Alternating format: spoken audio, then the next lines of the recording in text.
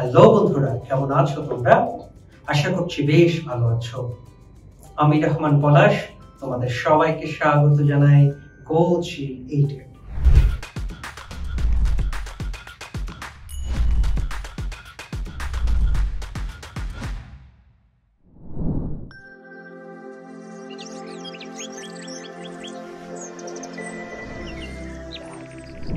বন্ধুরা, আজকে আমরা একাদশ দ্বাদশ শ্রেণীর বাংলা প্রথম পত্র বইয়ের তোমার আপন পতাকা এই কবিতাটির পরবর্তী অংশ নিয়ে আলোচনা করব, যেটি লিখেছেন হাসান হাফিজুর রহমান। তাহলে চলো বন্ধুরা, আলোচনা শুরু করা যাক। গত এপিসোডে আমরা তোমার আপন পতাকা কবিতাটির কবি পরিচিতি সম্পর্কে অর্থাৎ হাসান হাফিজুর রহমান সম্পর্কে বিস্তারিত জেনেছিলাম। এছাড়াও কবিতাটির প্রথম একাংশ নিয়ে আমরা আলোচনা করেছিলাম। আজ তাহলে আমরা এর পরের অংশ নিয়ে আলোচনা করব। কবি বলেছেন, সমস্ত শূন্যতায় আজ বিশুদ্ধ বাতাস বয়ে যায়, আকাশ চাঁদোয়া জলে রাহমুক্ত ঘন লীলাময়। অপলুষ বাংলা ভূমি হয়ে ওঠো রাতারাতি আদিগন্ত তীর্থভূমি। অন্তহীন মিছিলের দেশ, সারি সারি মানুষের আকারে হলে মুক্তিময় সমস্ত স্বদেশ আজ রাঙা রাজপথে। দিবালোক হয়ে ফোটে প্রাঞ্চল বিপ্লব, 7 কোটি মুখ আসে মৃত্যুর রঙিন তীর হাতে দিয়ে। শ্রেণীবদ্ধ এই ভিড়ে সকলেই সবার আগে একবার শত্রুকে শেষ দেখা দেখে নিতে চায়। দুঃসাহস চমকায়, মরা হয় হিল্লোলিত তোমার আপন পতাকায়। বন্ধুরা, এখানে চাঁদোয়া হচ্ছে কাপড়ের তৈরি চিত্র বিচিত্র ছাউনি বা সামিয়ানা।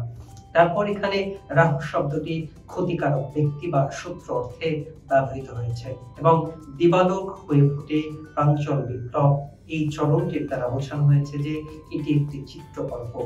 সূর্যের আলো ফুটে দিনের শুরু হয়, কবি সেই আলো ফোটার সঙ্গে বিপ্লবের প্রাণময়তাকে তুলনা করেছেন। বন্ধুরা, এরপর কবি বলেছেন, তুমি আছো কাজল দিঘির পাড়ে, কোকিলের মধুখরা স্বরে, হরিৎ স্বপ্নে ফুলে ওঠা প্রান্তরের উর্বর আদরে, সিংহ প্রাণ গিরিবর্তে এবং বঙ্গোপসাগর নামক আকুল ওই অস্থিরতার তুমুল গভীরে। আছো দিন রাত্রি অগ্নিমুখ অসরের অশেষ অধীরে, তুমি আছো আজও, ছিলে চিরকাল। বিশ্বের সেরা সুন্দরী বলে লুটেছ প্রবাদের খ্যাতি, যদিও রত্ন খচা তোমার সৌন্দর্য সেই অবিরত তোমারই হয়েছে কাল। বন্ধুরা, এখানে হরিৎ শব্দের অর্থ হলো সবুজ এবং গিরিবর্ত বলতে বোঝায় পাহাড়ি পথ।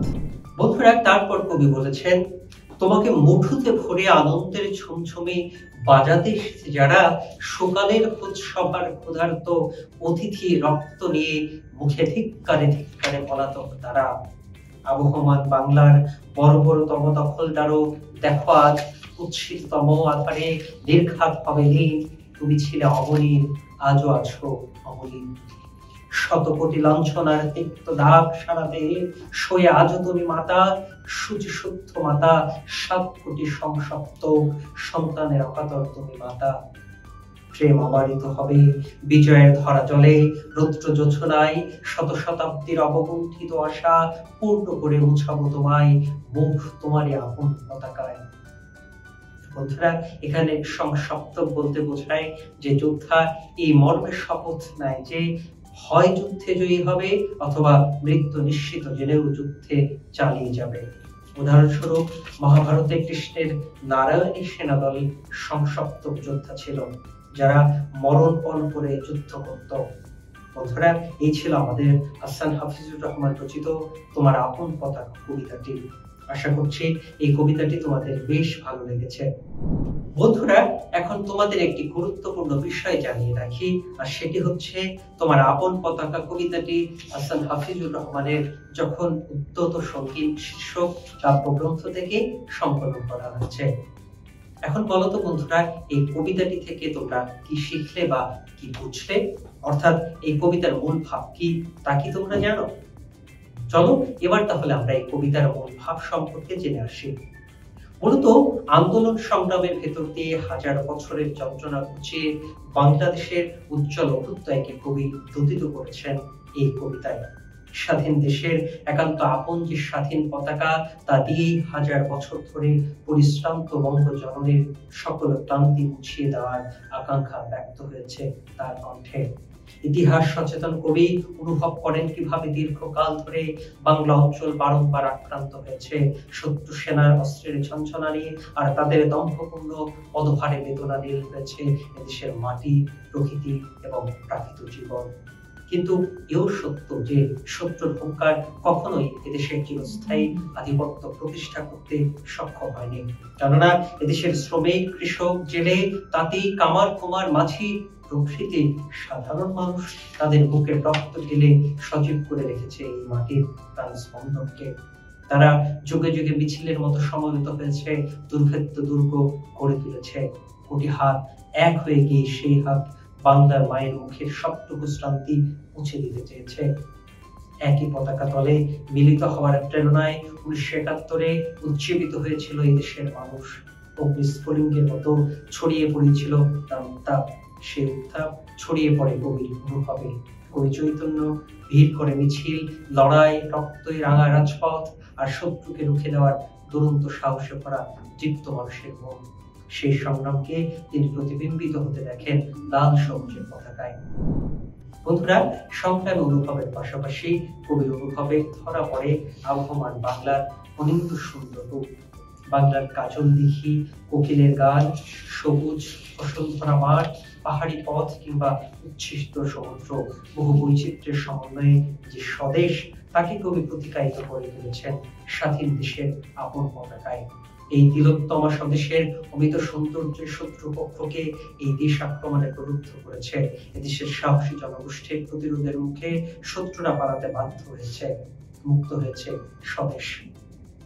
তাই তো নতুন আশায়, নতুন দিনের স্বপ্নে কবি বিভোর হয়েছেন। তার একান্ত প্রত্যয় অনেক রক্তের বিনিময়ে পাওয়া পতাকার মধুর স্পর্শে দূর হয়ে যাবে দেশমাতৃকার সকল বেদনা।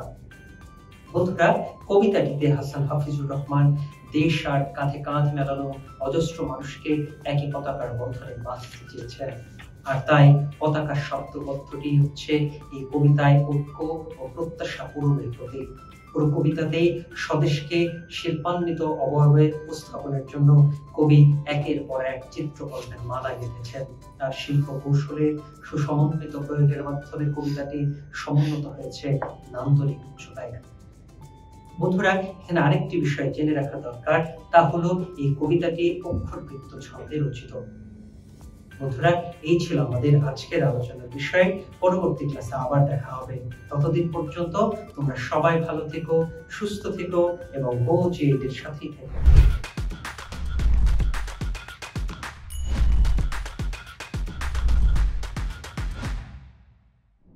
বন্ধুরা, এতক্ষণ যা আলোচনা করলাম তা থেকে গুরুত্বপূর্ণ কিছু নোটস জেনে নিন। তোমার আপন পতাকা কবিতাটি হাসান হাফিজুর রহমানের যখন সঙ্গীত শীর্ষক কাব্যগ্রন্থ থেকে সংকলন করা হয়েছে। চাঁদোয়া শব্দের অর্থ হলো কাপড়ের তৈরি চিত্র বিচিত্র ছাউনি বা সামিয়ানা। গিরিবর্ত অর্থ হচ্ছে পাহাড়ি পথ। সংসপ্ত বলতে বোঝায় যে যোদ্ধা এই মর্মে শপথ নেয় যে হয় যুদ্ধে জয়ী হবে অথবা মৃত্যু নিশ্চিত জেনেও যুদ্ধ চালিয়ে যাবে।